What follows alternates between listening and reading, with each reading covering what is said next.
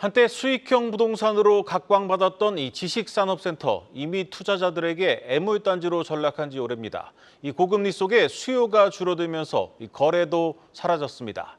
그런데 이 공실이 넘치는 상황에서 다시 지식산업센터 분양이 늘고 있습니다. 어찌된 일인지 취재 기자와 들여다보겠습니다. 부동산부 성나균 기자 나왔습니다. 성 기자, 먼저 이 지식산업센터가 무엇인지 정의를 다시 짚고 가죠. 네, 이 지식산업센터는 옛날에 아파트형 공장이라고 불렸습니다. 3층 이상으로 지어진 집합 건축물을 말하는 겁니다. 중소벤처기업 사무실이나 소규모 공장이 입주하는 용도로 주로 활용됩니다. 분양이나 매입 가격의 80%까지 대출이 가능한 데다가 취득세와 재산세 등에서 세제 혜택이 부여됩니다. 이런 장점에 장기간 이어진 저금리 기조가 맞물리면서 투자자들에게 큰 인기를 끌었습니다. 네, 이 지식산업센터 투자했다가 아직도 소갈이 하시는 분들 많으실 겁니다. 지금도 이 수도권 곳곳 지나가다 보면은 텅 빈 지식산업센터 쉽게 볼 수 있는데 지금도 상황이 크게 나아진 건 없죠? 네, 맞습니다. 이 금리 상승에 더해서 공급 과잉 직격탄을 맞은 모습입니다. 특히 경기 고양시와 하남, 평택 등지에서는 공실률이 90%에 달하는 곳도 등장했습니다. 이런 분위기는 통계로도 나타나고 있습니다. 지난해 전국에서 손바뀜된 지식산업센터는 3,400건인데 호황기였던 2021년과 비교하면 반토막 났습니다. 또 장기 공실과 높은 이자를 버티지 못한 투자자들은 경매 시장으로 물건을 내놓고 있습니다. 올해 들어 지난 4월까지 쌓인 매물은 353건으로 지난해 같은 기간 대비 2배 급등했습니다.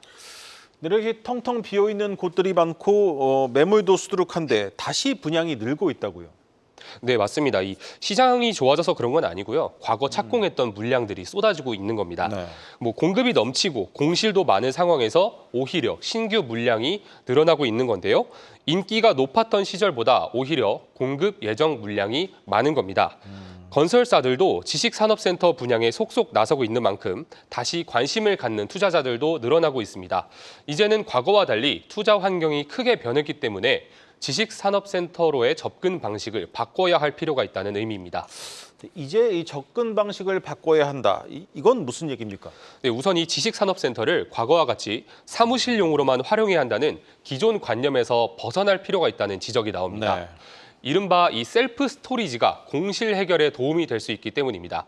직역하면 개인 창고로 할 수 있겠는데요. 물품 등을 장기간 보관하는 공간을 의미합니다. 보통 지식산업센터에 입주하는 기업들은 규모가 작은 만큼 재고 보관 등이 어려워 관련 수요가 있다는 분석입니다. 또 주거용 부동산 가격이 치솟고 있고 1인 가구가 증가하는 점도 긍정 요인으로 작용할 수 있습니다. 전문가 인터뷰 들어보겠습니다. 캠핑 용품 같은 것들도 있고 와인 같은 것들도 모으시는 분들이 있고 그걸 다 집에서 전문적으로 보관하기가 어렵잖아요. 습도라던가 온도라던가 여러 가지 높이나 이런 부분들도 고려해서 조금 다양할 수 있는 용도로 공급자들도 만들어준다면 수요자들도 당연히 좀 그쪽으로 임차할 수 있거나 매입할 수 있는 그런. 네, 아직까지 우리나라에서 이 셀프 스토리지라는 개념은 다소 좀 생소합니다. 현재 시장 규모, 해외 사례나 이런 건 얼마나 됩니까?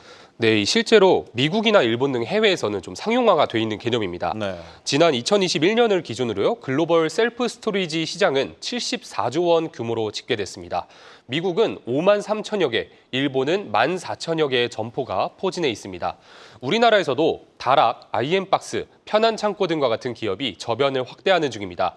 현재 전국에 약 700개 지점이 있는데 이 중 절반가량은 개인 사업자가 운영하는 곳입니다. 다만 셀프 스토리지는 아직 산업시설이 아닌 지원시설로만 분류되는 만큼 관련 법령을 잘 살펴보시고 투자해야 한다는 조언이 나옵니다. 네, 잘 들었습니다. 부동산부 성나균 기자였습니다.